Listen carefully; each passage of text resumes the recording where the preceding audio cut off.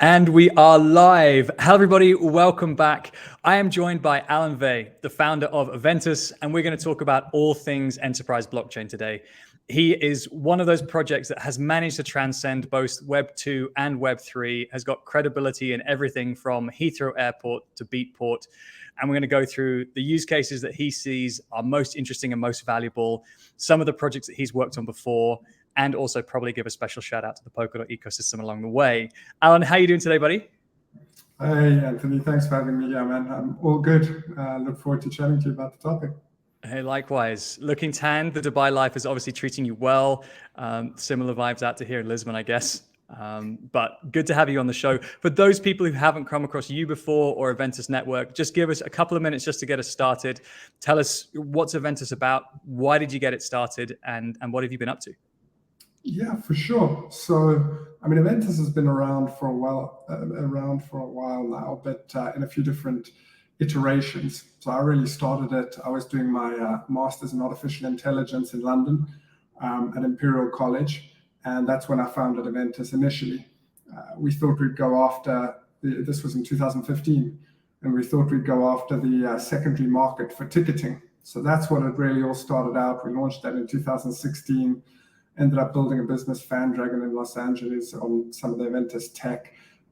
That did a deal with Live Nation and various smaller players, really looking at how we can solve that secondary ticketing sort of problem. But then COVID hit, and that wasn't a high growth sector. So we thought we've gone from zero to an enterprise using this. We've had to build a bunch of technology to actually make it usable by enterprises. Let's generalize that approach, productize it, and help the sort of future of the rollout of this technology. And that's what Aventus is today. We're all about onboarding enterprises to Web3. Very cool, and very excited to dig into that. But it's interesting to hear your journey from AI into blockchain and now to see the world of AI exploding around us. Do you feel like you got into the wrong tech at the wrong time, or do you feel like it's all going to coalesce together nicely in the end? Well, I mean, I definitely got into blockchain at the right time. In 2015, the year Ethereum launched. We've gone through a couple of crypto winters, but I got on that wave at the right time. And, having the AI background, I may find myself back in that field once we've kind of achieved what we wanted to here. But that's growing nicely now as well. So, I mean, of course, I spend a lot of time out of work hours reading up on all the cool things, especially like ChatGPT, but very much happy with where I am at the moment. Very cool, very cool. This is not a show about blockchain and AI, so we can't go too far down that rabbit hole. We are here to talk about enterprise blockchain, so we will get into that. But I have found myself subscribing to Midjourney as well. And I recently have found myself of an evening just kind of tooling around for 10, 15 minutes at the end of an evening, creating AI generated, whatever the hell comes to my mind as imagery. And it's interesting. It's become a lot more pervasive, I think, than blockchain applications have for most people. And I wrote the other day that you can kind of see where artificial intelligence, kind of, i.e. the ability to compute things automatically and to render and generate things automatically, can be put into the hands of the average person more easily than, say, digital wallets, magical internet money, and JPEGs, as the low-hanging fruit use cases for blockchain can be. So you can see the AI apps coming on a lot faster than the blockchain apps. But I think as infrastructure, I think there's a much, much longer and bigger story with blockchain. It's just people haven't really understood where the decentralized nature of it's going to come in. And on that segue, let's talk about enterprise blockchain, because it's been probably 3 or 4 years, let's call it 2017, 2018, where enterprises really started taking note, where you started seeing Fortune 500 companies with blockchain teams, with blockchain projects. Not quite kind of the head of metaverse or the chief metaverse officers that you see here. There was never, I don't think there were ever chief blockchain officers in organizations, but definitely you saw teams spinning up. What is enterprise blockchain for you, and where do you think we are in terms of the, let's call it the development cycle or the adoption cycle of enterprise blockchain at the moment? Yeah, I mean, it's been an interesting journey, right? And things have just, I've been kind of, I gave you the journey there so far. So I've been speaking to the board level, the management level of enterprises across different verticals, but it's a similar kind of persona that you're talking to about this, right? And whether it's the CTO or the CIO that are typically the sort of initial points that you get to, and ultimately the CEO, because many of the elements are so transformational that it requires that level of sign-off. I think the last year or two is the first time where it's not felt like absolutely, kind of uphill battle, rather than the position before where it was like, this is new technology, this is risky. Sure, we'll hear you out because we want to learn, but thanks for the education, see you later kind of thing. I think the last couple of years, it's much more come into a phase of the executive team is having to justify to the board what their Web3 strategy is, or why they're not taking one, rather than where before it was, it's too risky, don't worry, we're just educating ourselves. So seeing that evolution in the market, I mean, obviously the last year especially, I think we've seen all the big consultants, right? The Bains, the BCGs, all of them are really pumping out content. It's starting to get much more understood. So we had this flashy thing that was one application of the technology, the cryptocurrency world, right?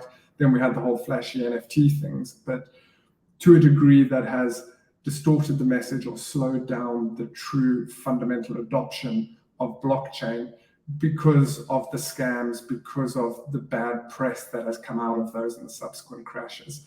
But I think now the market is truly understanding that narrative of blockchain, not crypto, the technology that facilitates one use case being tokenization of kind of crypto assets. So yeah, it's a really exciting time to see the beginning of things take off, not just in a proof of concept marketing way, but in an actual fundamental, this is how it can help our business and add value to really big enterprises. Nice. I like that. And when the light bulb does go on for those organizations that you speak to, whether it's a Heathrow Airport or a Beatport or someone who may not traditionally have a background in anything relating to Web3 or may have incredibly centralized business models, which is, there's nothing wrong with that, right? But that's just the ethos and the culture that those organizations grew up in. Where does the light bulb come on? Or what is the narrative, or what are some of the examples that you like to use where suddenly decentralization or blockchain start making sense? So there are a few nice ones. That's obviously a problem that comes up again and again. And at first, you'll talk to an enterprise and they're like, well, I've spent the last 30, 50, 100 years building a brand that my customers trust. Why are you telling me I need this technology that is trustless? My customers trust me. And you start going through that journey of, well, it's not just the processes that affect your business. It's the interaction of multiple parties, sometimes with conflicting interests, kind of achieving consensus around whatever the problem is that the blockchain is kind of dealing with. And that starts helping people down that path because they're like, oh, okay, of course, I don't necessarily trust my competitors. So this trustless technology automatically enforcing things, that starts making sense. But then I really like drawing analogies. With some people, the sort of internet analogy works well. So you kind of everybody started adopting the internet as intranets, just kind of closed off siloed networks. And then we migrated through common standards and whatnot to the internet as we know it today, this fully interoperable vision. So even if you want to start off in a siloed manner, make sure you're future-proof to be able to connect into the sort of decentralized, more public ecosystem. But then more recent examples are like cloud. Many enterprises, when cloud first rolled out, wanted private cloud, right, on site or whatever it was. And you just don't get the same benefits. So drawing these analogies to past technologies and how you can't realize the true benefits of the technology without taking that plunge into, yes, the more risky, but the more decentralized public open ecosystems. That's the kind of path through there. And I think the market's starting to understand that. More and more we're seeing people who started in a completely permissioned environment where they completely controlled their whole blockchain network. And I'm like, well, this is just an inefficient database, which it is if you're not leveraging it cross-organization or kind of in a more public open context. So yeah, that's the journey we've been through. Nice. And very relatable examples. You're going through some of those. I mean, as somebody who's spoken to different enterprises and governments since about 2016 about why this makes sense or when you might use it, or have heard well, this is a very expensive, slow database. Why do we need it anyway? It's very relatable, but to be able to say, no, actually what we need to do is drive process change. We're creating infrastructure that allows you to do things differently. But if you don't do things differently, you're not going to get any benefit. And that's the hard part, right? Because those transformations are the hardest to conceive, fund, and execute in all three of those things, right? A migration from on-premise to cloud is relatively painless. a data migration is, okay, it takes a little bit of time, but you're not fundamentally changing the way the business works. You may have a big project team. I mean, even a core banking transformation, okay, those can be multi-year things, but you're still a bank at the end of the day and you still operate the way you always had. So the rest of the organization works kind of the same way, but you still got a technology transformation to do. With blockchain, I think it's a technology transformation and also a business model or an economic model transformation, if you really, really get to it. Before we dive more into the Aventus journey, guys, remember this is LinkedIn Live. There is going to be a live Q&A at the end. So please do, in the comment section, add any questions you have for myself or Alan, anything related to our experience in enterprise blockchain, in Web3, in talking about the technology, anything relating to use cases, relating to how we do it for real. Please do feel free to put those questions and comments in the chat. And also, wherever you are in the world, give us your GMs, your BDs, bon dia, your bonjours, your BJs, your Bs, your Bokatovs. Wherever you are in the world, put them in the chat. We always love hearing and seeing where the community is coming from around the world. And as much as possible, we're going to try and give you relatable examples to where you're from. So I want to see you spamming the chat with the GMs soon, and also the questions for Alan. Alan, let's get into Aventus now. And into a little bit more detail, right? So you have obviously got an appreciation for how and why decentralized infrastructure makes sense. What does Aventus do that helps make that easier? So I think look, we've built out an extensive product suite, right? Over the years, we've probably spent about $30 million on the IP that we have. So having been through the journey with multiple parties helped us learn and tailor this early on. And we ended up, the majority of enterprises don't care what blockchain they're using, right? At the end of the day, their perspective is, okay, now you've convinced me on there is a potential benefit to a solution around whatever use case. Now, here are my technical requirements. I have certain requirements around data privacy and security, authentication, throughput, latency, uptime, whatever those requirements are, right? And they're like, okay, so give me an enterprise grade service level agreement and guarantee to me, or with penalties, these things. And then I don't care, figure out what blockchain, how, that's your special sauce, right? So our approach is very much to try and keep them interoperable with the future. We started off Aventus as we were a protocol on Ethereum. We then became a layer 2 on Ethereum out of need to scale. And then we kind of redid the infrastructure all based on Substrate, because we just found that that was the best technology to employ this sort of flexible modular architecture. So we made Substrate standalone network on Ethereum as a layer 2, Substrate being the Polkadot open source network, and then used that to become a parachain this year. So at the end of the day, our offering is, we will figure out the block space. We have an instantiation of that product within the Polkadot ecosystem.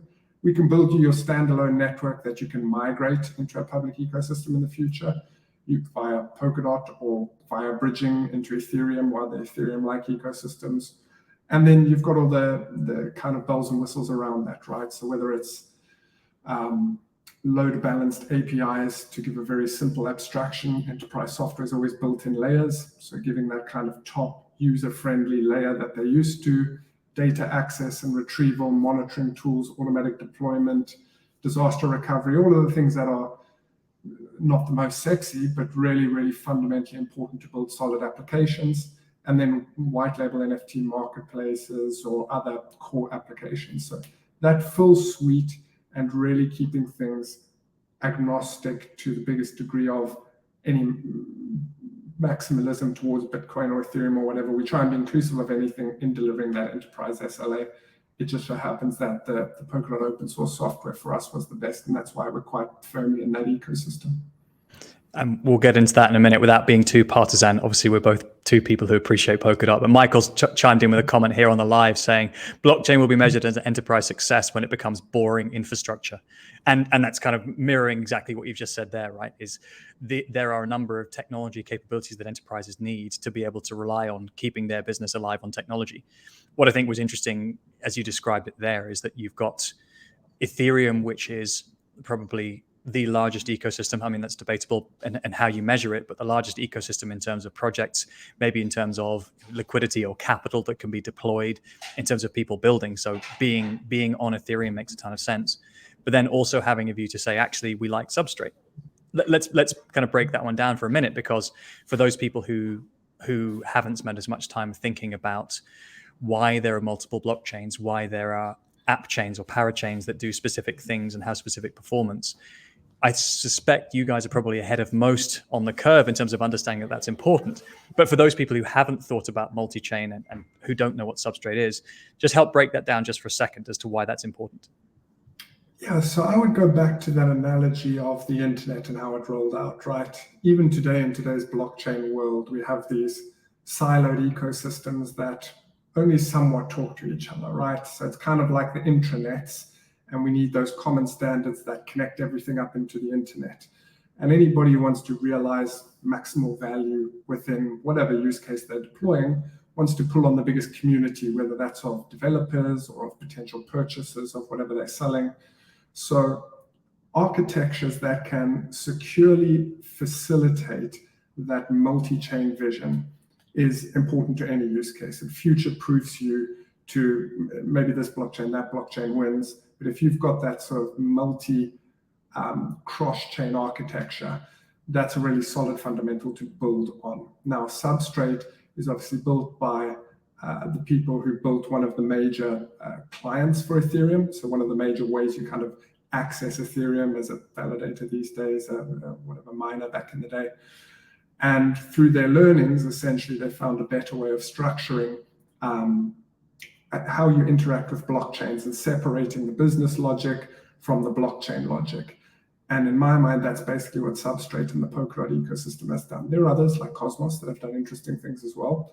But Substrate, given that deep history of learning on Ethereum from a developer and a technical perspective, makes it the easiest for a company like us to use it and enforce an enterprise-grade SLA whilst maintaining that sort of future-looking multi-chain vision. And that's why we took Substrate, use it within the Polkadot ecosystem, but also beyond within the Ethereum ecosystem and whatnot, to really ensure that the key bases are met for any enterprise coming into the space.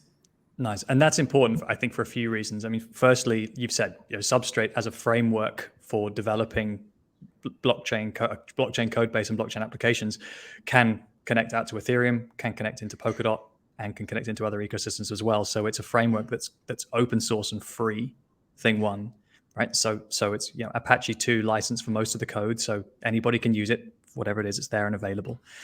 Thing two is that Substrate code base continues to grow. Right? So in terms of the number of commits, the ecosystems that are the most busy, Polkadot, and then as a result, Substrate, are probably top three of most of the charts whenever you look at which ecosystems are developing the most code. So as those people building with Substrate find new applications, build new palettes, build new capability, that becomes something that Aventus can just naturally take and use and run with. Right. So that's helping you to upgrade your offer to the market just by being part of that framework. Exactly. It's so valuable having that rich sort of dev community that you're mentioning there and the innovations that come from it, right? Our job, we're middlemen on using amazing technology and kind of making sure that it's kind of standardized for enterprise usage. And that's really the kind of sweet spot in the middle from this innovative technology with the live community to the enterprise market who needs something that's maybe not moving quite as quickly, but more uniform and standard as to what they're expecting. Nice. And there's parallels there between the conversation I had with Daniela from Hyperledger Foundation last week, or 2 weeks ago rather, which was their entire mission is to understand or be the bridge between ledger technology and regulated enterprises, or enterprise where requirements need to be standardized or where they're complex, or where frankly enterprises just don't have the time, effort, and energy to learn enough about blockchain and distributed ledgers to be able to be competent when they get there. What you guys are trying to do is you're trying to bridge that. But I think you chose early on public chains as the reason to do so. What was the reason behind that? Or why did you particularly choose Ethereum and Polkadot as public chains for enterprise as opposed to anything else? I think when you look at all use cases, let's go back to that internet analogy, right? A lot of people thought, how could you ever transact value on the internet, right? How could you ever transfer data like private data on the internet? And at first, people were very hesitant to do so, the same way we see people quite hesitant today to use public blockchains. But when you get into the detail of what is actually being transferred within those networks and what cryptography can do with respect to hiding that information, a very popular technology at the moment is obviously zero knowledge proof, right? The whole area of sort of ZK. So with the right cryptographic techniques, anything a private blockchain will be able to do, a public blockchain will be able to do, and more. So I see it as the natural evolution of the market to ultimately end up in the world of public, or at least have permissioned and private chains talking into the world of public. So it's important to kind of start there. Any of the public networks can be deployed privately. Any of the private networks can't necessarily be deployed publicly. So it's kind of a future proofing of where I believe the market will ultimately move. Nice. I like that. And the fact that you've brought in privacy chains and zero knowledge, I think is super useful, because we're definitely at a moment now where we've seen enough scale in public chains that are public, where the wallet addresses and the transactions are there for all to see. But we've got to this moment where all of a sudden Meta or Facebook and Instagram suddenly want to connect to your MetaMask wallet or to your crypto wallet. And people, I think, unknowingly all of a sudden are about to open up everything that they do in their Web3 world to Mark Zuckerberg. And all of that's transparent, and that's by design. That's not a fault, or that's not a bug in the system. It's that we want to have complete transparency of which wallets transact with who, because we want to have complete accountability and transparency in what happens. But when you then mix that and take away the pseudonymity, and then you dox the people who have those wallets and the data and the information that's on chain, just for a private individual, I don't want Mark Zuckerberg to know how many NFTs I own, how much crypto I hold, which other wallets I transact with. In fact, quite the opposite. I would like that to remain anonymous, not least of which because I've got some particularly embarrassing NFTs in my collection. I don't want Zuck to know that. I don't want anybody to know that. But also, it's going to be a lot easier for somebody to hack one of the centralized servers that somebody has my wallet connected to, as opposed to hacking a blockchain. And so privacy will matter, and more on that in future. We've got Harry from NIM coming up in the next couple of weeks as well, where we're going to have a whole show dedicated entirely to privacy. So I think it's a good time to be considering that, and it's good to see that that's on your radar. Let's talk about the Aventus use cases, because you've gone pretty broad in terms of the enterprises you've worked with, right? You've gone from airports to loyalty to music. Talk us through the greatest hits of Aventus, right? Let's go with the one that you find most interesting or most engaging or most fun. And I'd love to kind of talk through kind of 2 or 3 of them. How do these projects come about? For people who haven't been on the inside, who haven't tried to make these collaborations happen, talk us through 2 or 3 of the ones that you're most proud of. Yeah, for sure. I think the best one at the moment, just because it's, some we've deployed and have been running and they're working well, but the flashiest toy is always a new one, right? Kind of analogy.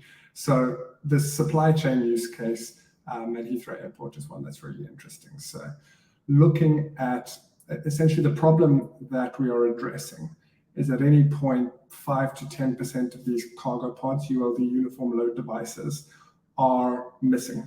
And if that's missing for a certain amount of time, you have to resend it, consider it lost. Obviously, if it's baggage, it's treated slightly differently, but that's for goods moving through the supply chain.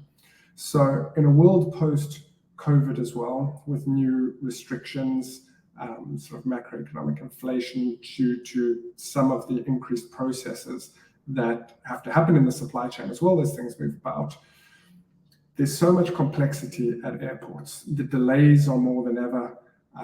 There's all sorts of problems that airports are dealing with after a few years of very low, if not negative, kind of returns, right? So anything that can help operational efficiency in that respect is in high demand. So the solution that we're looking at is essentially taking these uniform load devices, putting an IoT device in them so that it can essentially with the SIM card register itself whenever it lands on the ground and say, hey, I'm here in Heathrow. Sometimes we transfer some information if it's a sort of perishable good, right? And the temperature has been X, Y, Z for the last while. And what you do is you essentially assign an identity on the blockchain to that device through the connection. And then that allows you to manage the credentials. So is this allowed to access this part of the warehouse? Who is the person who has now ultimately checked this in? You can get that trail of accountability of where this item is, and it helps significantly reduce any of these that go missing. What it also does is creates a wallet associated with that ULD as well, which allows you to do settlement of payments as this thing moves through the world, because there's something called interline, where you essentially have multiple different carriers take one of these pods. Let's say Dubai to London is Emirates, but London to New York is United. That's an interline trip, and at each airport there's sort of 15 different entities that touch this thing. So there's a lot of complexity around the different forms you have to have as this moves through, and lots of different parties touching it. And this really helps you to kind of settle any of those sort of fractional amounts quickly, and helps you know where this thing is actually moving about. So that's been an exciting one that we're busy sort of trialing at Heathrow. That's super powerful. And I have so many questions. I mean, first things first, how do you get to Heathrow and kind of turn up and say, okay, guys, you know, you run a pretty good ship here. It's not perfect all of the time, but let me tell you about blockchain. Right? I'm pretty sure that wasn't how it went. But how do you go to a very established or pseudo public sector organization and say, we'd like to be part of your digital transformation journey? How does that come about? So for us at this point in our journey, it's all relationships, right? Nobody's going to take a startup seriously, especially in a risky sector, when they're the size of an enterprise. So what you need is to convince powerful people who are within the organization or formerly in the organization, who have friends there, build essentially the right advisory board and board of directors within the company, and prove yourself out slowly but surely so that you can get to their contact list. And as you start small, more and more you'll get the big introductions through people. And they'll say, hey guys, take a risk on this. When somebody calls up their mate at the airline and says, I worked for you for 30 years. So the guy who helped us open this up, a guy called Maurizio, he worked for 30 years in the airline industry, everywhere from Italy into Heathrow. And he called up his mates and said, hey, I've come across this company. I know the guys well. I know it's solid. Let's have a conversation and give us something very low risk just to prove ourselves. And you just kind of do that cycle, right? And once you do 2 or 3 of these, it's much easier for the next conversation when we're then talking to a big loyalty operator with sort of Visa and MasterCard as clients. And they said, well, these guys already work sort of on a project at Heathrow Airport. You start building that credibility block by block. So it's all relationships, old-fashioned kind of deal making, essentially. I guess it's kind of reassuring to know that ChatGPT isn't going to replace that anytime soon. That it is still about creating influence. It's still about interpersonal relationships. At the same time, this is, I think, one of the biggest hindrances to the speed of digital transformation is that it still does come down to people. It opens doors as much as it closes them. It accelerates progress as much as it hinders it. And that there are so many processes or areas of organizations that you can see are massively inefficient. And it's not because there isn't a good business case. It's because whoever's in charge of the budget for that business case is just saying, no, I don't want to change. I'm happy with how we are. I don't want to be disrupted. I want an easy life. I'm just going to leave it and let it be. In that flow, you drop the next use case, right? Cashback app. Let's talk about that one. Yeah, so loyalty.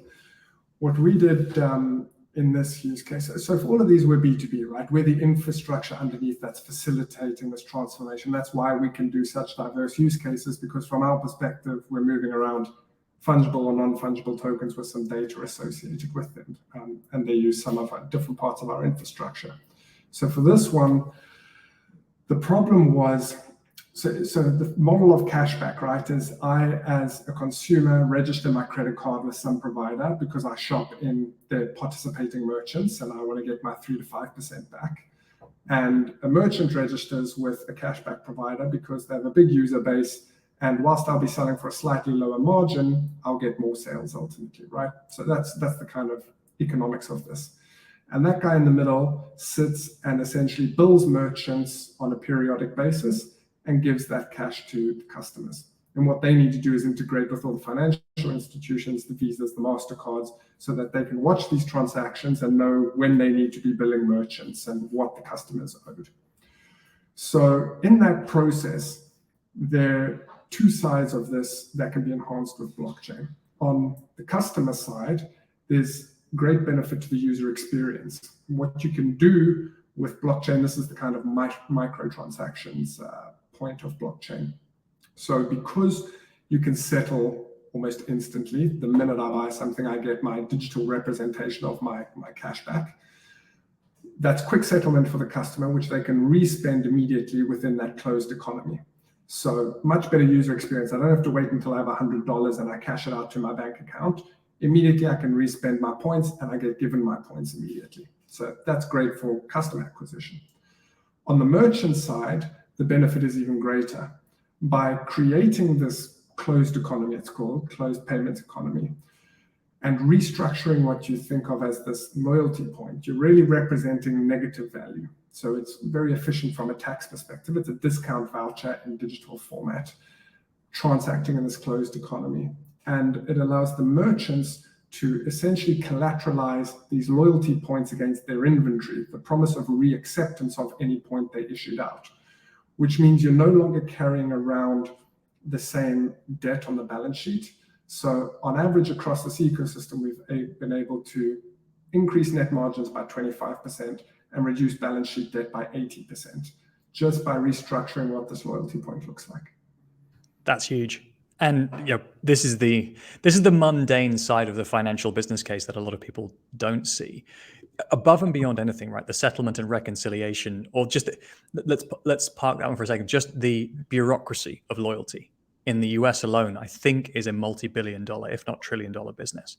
Right? The amount of coupons, the amount of paper that gets posted in and then gets scanned and then gets attributed and then gets put onto a database somewhere, and then later on, when points are redeemed or refunds and rebates, et cetera, the inefficiency of all of that, the lack of digitization of all of that is massive. I'll look up the number because it was a very, very large number just for the US to manage loyalty in a very, very non-digital way.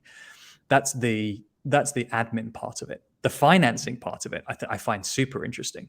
And when at the same time you then look at the multiple merchant with a single unified platform story, you could say actually between merchants, you could look at settlement and reconciliation, and you could create a virtual barter or virtual economy where you never settle. You just end up constantly having a balance, and it's all very transparent and it can be accounted for very clearly, but you never then have to activate the transaction until the point where an algorithm optimizes it for everything. Maybe it's, especially if it's cross-border or multi-jurisdiction, right? If it's all within Europe, then you could argue if you're on one currency without too many trade term differences, it's probably not too stressful. But if you have a truly international ecosystem of merchants, that then becomes hugely powerful because you're saving on bank fees, you're saving on exchange fees. You could do it all in a stable coin, for example. So it could be instant, low fee, maybe even low or no tax. And for businesses that are transacting huge volumes, that's not insignificant. And I suspect that's a big part of why Visa and MasterCard are looking at crypto so seriously. Exactly. You've kind of hit the nail on the head there with it, right? It's all about, in this closed economy, what are we really transacting? Is it one stable coin? Is it a discount voucher of negative value? How are we representing this item and what is it collateralized against? And that's where all the nuance comes into the degree of savings across different use cases. That's it. And no one is going to get out of bed and say, you know what, Mom, Dad, I have to solve the problem of collateralizing loyalty. You don't understand. This is what I was born for. This is not the use case that's going to get the headlines. This is not the Chat GPT 10 greatest hacks for how to change your life. This is just traditional business and accounting. But when you have a large loyalty ecosystem, when you have a big enough ecosystem of value that's being transacted, you're into saving millions, if not billions of dollars. And that's a worthwhile transformation. One of our board members always says, boring is cool in the world of enterprise. And it's kind of in line with the comment we had before, right? Boring is cool. That's it. There's so many people out there who make a living and can get incredibly hyped up and passionate about cloud.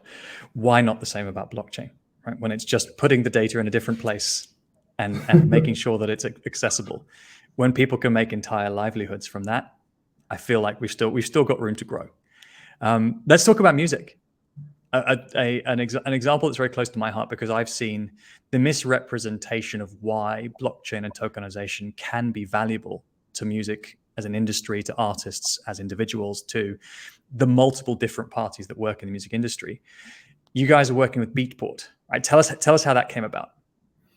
Yeah, so I mean, obviously awesome and very exciting to be doing this. The project has just recently kicked off. You'll see in the last few weeks it hit the press, but really got to give a shout out to the kind of Polkadot and Parity BD team on that front, because it's not a deal that we sourced by ourselves. It's been a great collaboration between the two of us. So it's kind of testament to some of the support that can be received from the ecosystem as well, right? Not just the dev community, but also those entities set up to kind of help it. But the deal came about, yeah, the Polkadot guys had sourced it.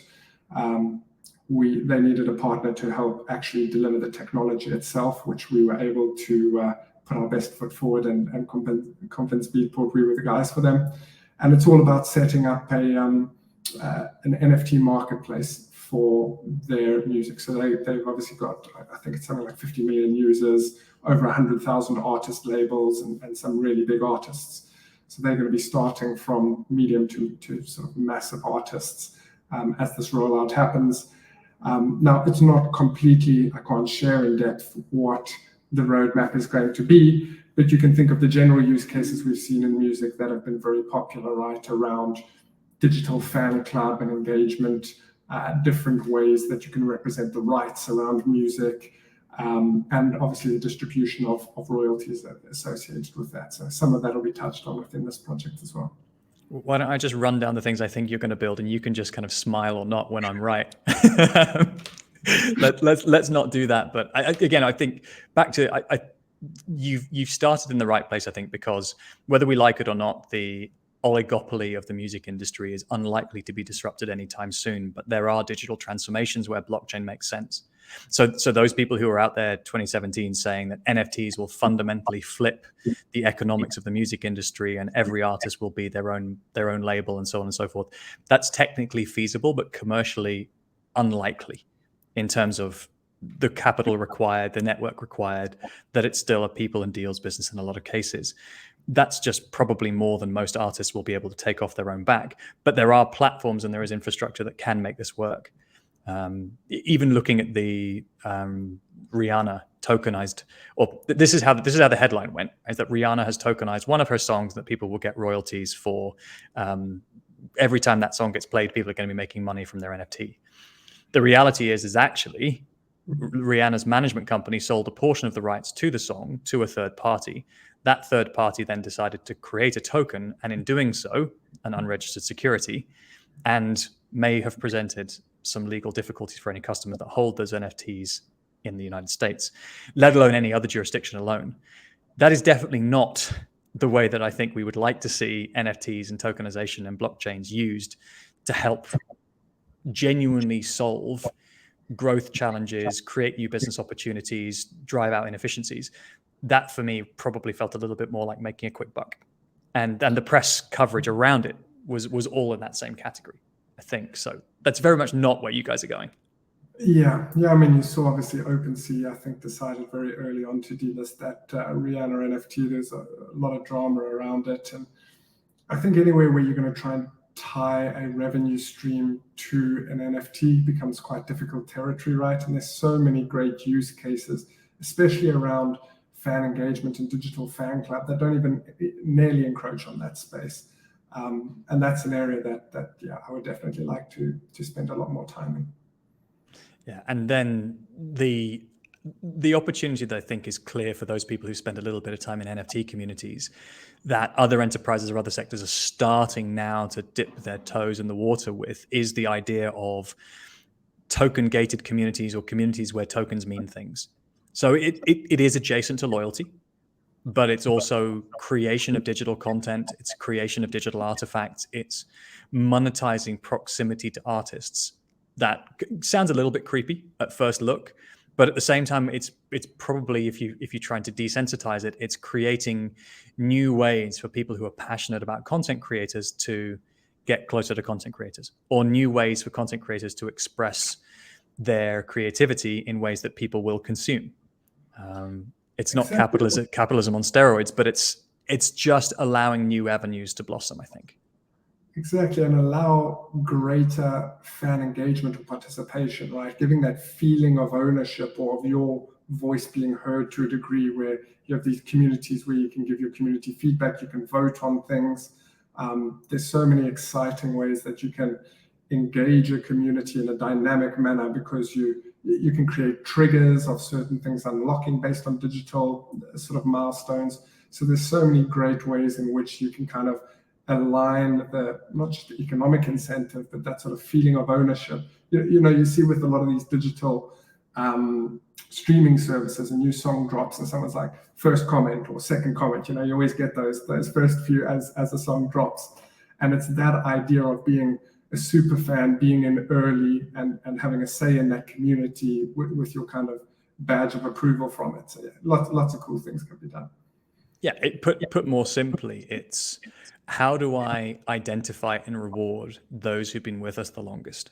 Or how do I recognize those people who are the most active in the community, or the people who have given the most to us as a band or as an artist? And how do I identify that with the least effort? It could be one way of saying it, right? Obviously, the answer is not go and ask people to prove their ticket stubs by taking pictures on Instagram.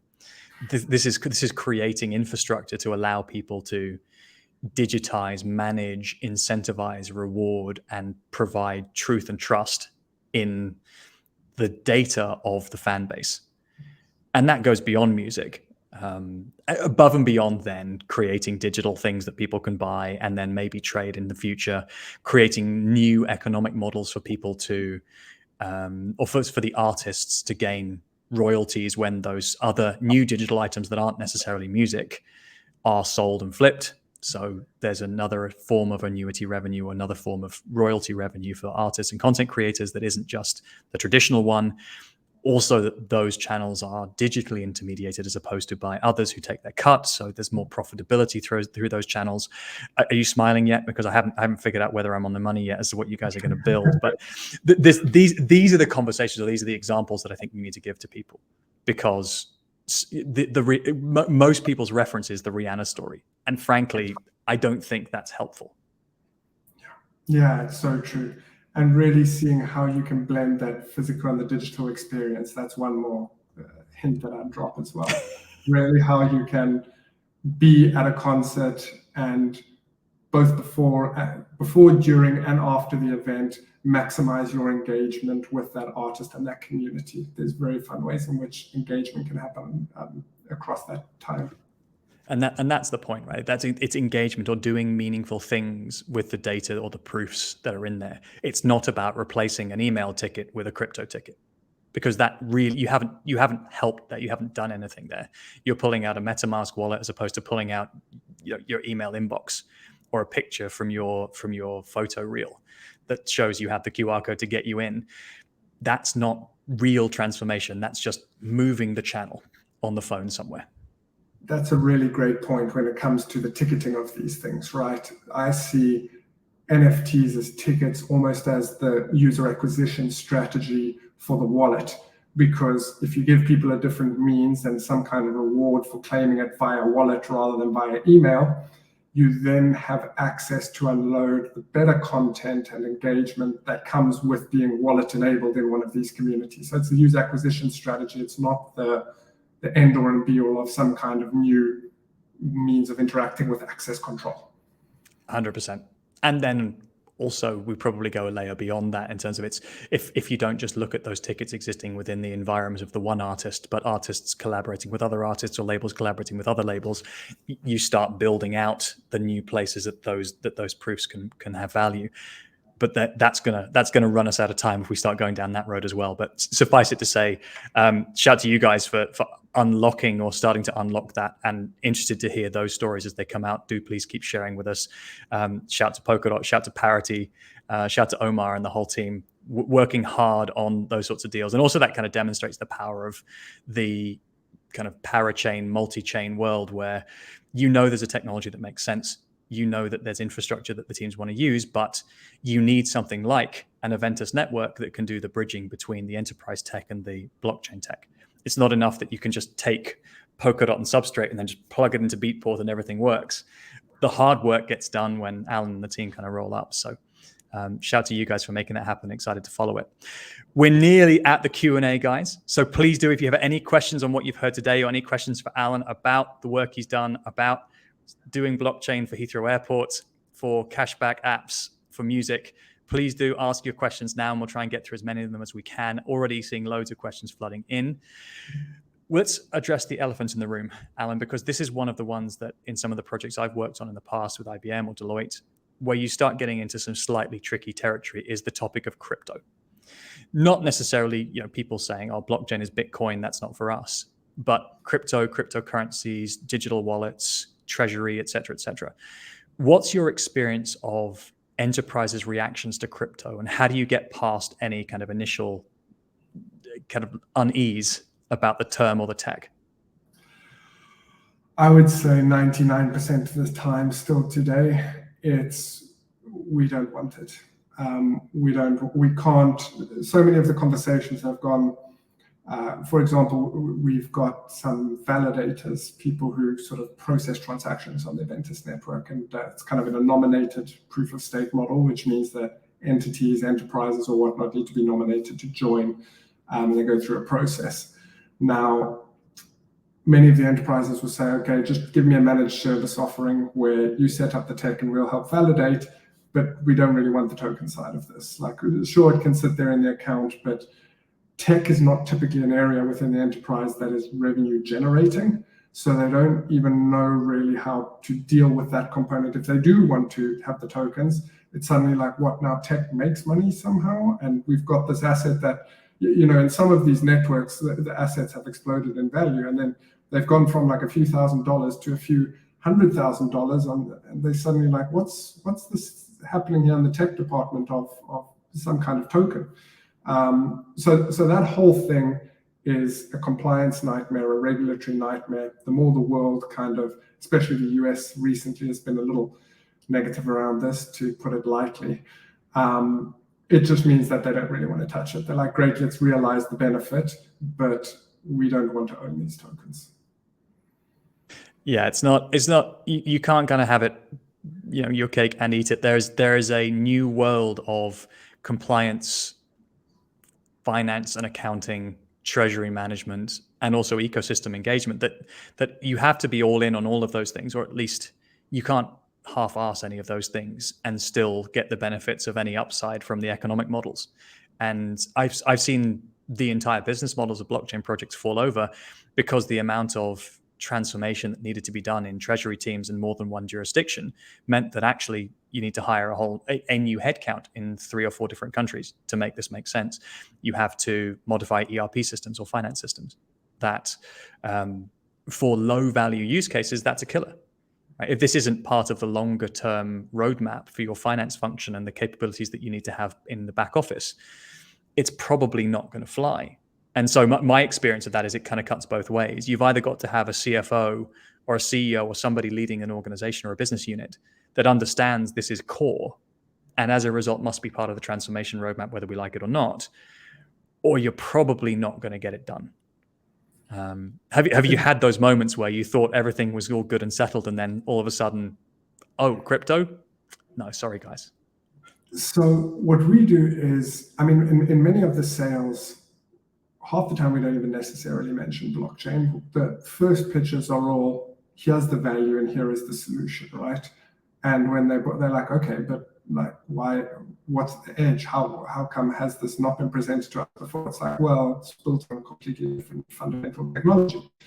And then as and when you kind of get through that process, we've made it very clear that we just bill in fiat primarily, right? So if there are transaction fees, there are often crypto savvy users like the Cashback operator, for example. They bill their merchants in fiat. They are the one who's savvy in terms of crypto, and they just deal with the payments on behalf using a kind of proxy account or something like that. Also, the Aventus network we've set up to have a fiat peg, so there's no volatility like Ethereum on every transaction might cost a different amount of gas, and gas also varies. So there's two free markets there in determining the price of every Ethereum transaction. For the Aventus network, it's just 1 cent, one transaction. And then the network has to obviously deal with the varying amounts of how many tokens that is. And so this whole relayer architecture, this is part of some of the fundamental building blocks that we've put together to completely abstract that layer away from the enterprise. They pay their SaaS fee based on the number of transactions, for example, in some use cases, and an element of that deals with the processing cost, the same way an element of your fee on AWS deals with the processing cost there. So it's trying to make it that exact same model. That might be the most important 3 minutes of the entire show, of things that people don't realize are important. If you haven't worked in enterprise technology transformation, or that most people haven't seen or that people don't realize. The first thing you said was around having two free markets around Ethereum, right? One being the price of Ethereum, and then the second being how much gas, or how much the transaction fee per data package that you issue, or how per transaction that you submit between two parties. That those both go up and down wildly at the moment, and for enterprises that's just not something that they're used to or will frankly be prepared to tolerate. So the two free market model, that's I haven't heard anybody frame it like that, but that's the perfect description of the problem when it comes to using non-stable or non-fiat currency denominated cryptos as part of it. The second part is the value of projects like Aventus and others is the obfuscation of that complexity, so in a way that an enterprise can just get on and do their business. Right? When we see crypto wallets or any wallets that involve tokens in our cars or in any other application, they're not going to be in ETH. They're not going to be in Doge. They're going to be in whatever currency the person in the country is going to be in, because that's the UX people want. And if you cannot deliver that, like customers first of all, but secondly to the enterprise, you're finished, because no enterprise is going to add a new accounting currency for ETH and have an Oracle feeding in the price of ETH to their finance system no, too hard, too complicated, won't happen. And so if there was ever an illustration for why the power of project like Aventus, or why we need enterprise bridging software into Web3, that's it right there in 3 minutes from Alan Vey. I love that summary. Nothing to add. I think at that point we've crushed it. I'm going to go to the questions because we have a few minutes left, and we do have some quite tasty questions here. I'm going to start with the first one. So let me put the banner down, and we'll go to the first question here. As a student of the AI arts, you'll probably appreciate this one, and very interested in your take on it. And maybe contextualize. How do you see the impact of quantum computing on blockchain?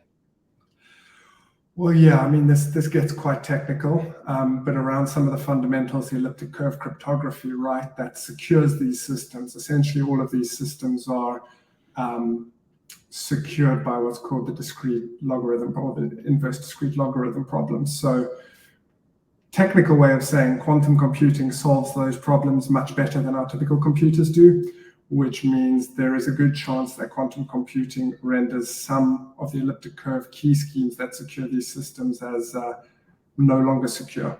So there are solutions, things like Lamport signatures or other options in the world of cryptography, which ecosystems could upgrade to relatively painlessly, but that depends on the base infrastructure, right? This is why we chose something like Substrate. You can upgrade key schemes or various things quite nicely because it's modular.